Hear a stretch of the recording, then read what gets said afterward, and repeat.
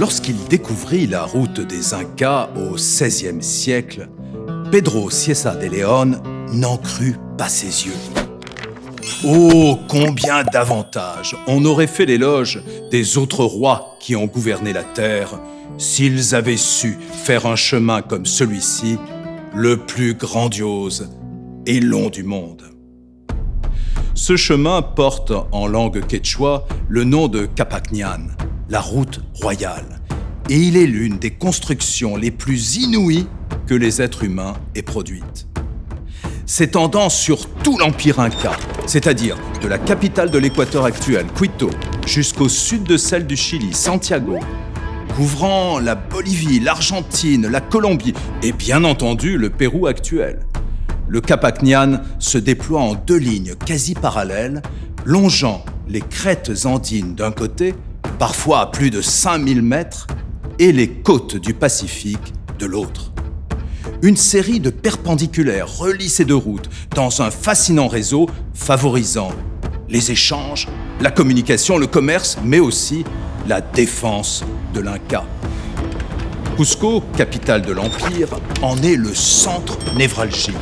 En partent 4 chemins qui vont vers les 4 suyos cardinaux. L'un d'eux se dirige vers l'extraordinaire cité du Machu Picchu. Hérités des communautés andines qui les ont précédés, les Incas ont porté le Capacñán à son apogée au XVe siècle, s'étendant sur plusieurs dizaines de milliers de kilomètres.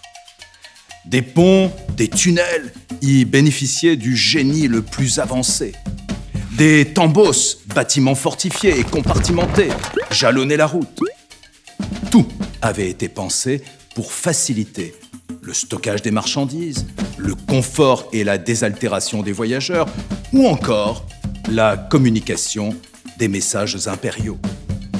À ce titre, les Chasquis avaient pour mission de colporter ces messages en courant. Oui, en courant. En fait, n'oublions pas qu'en l'absence de chevaux, on se déplaçait ici à pied, même si les charges plus lourdes pouvaient être acheminées à dos de lama. La mission des messagers pouvait revêtir la plus haute importance, comme par exemple la levée de troupes. Occasion de nous rappeler que les Incas ne possédaient pas d'écriture, mais un système fort ingénieux de cordelettes à nœuds qu'on appelait les quipus.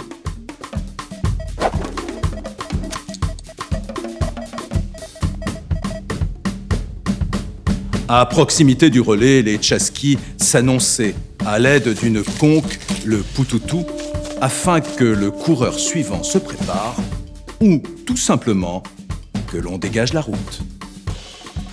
Morale de l'histoire, quel que soit le lieu où nos pas nous portent, n'oublions jamais ceux et celles qui ont rendu ces déplacements possibles.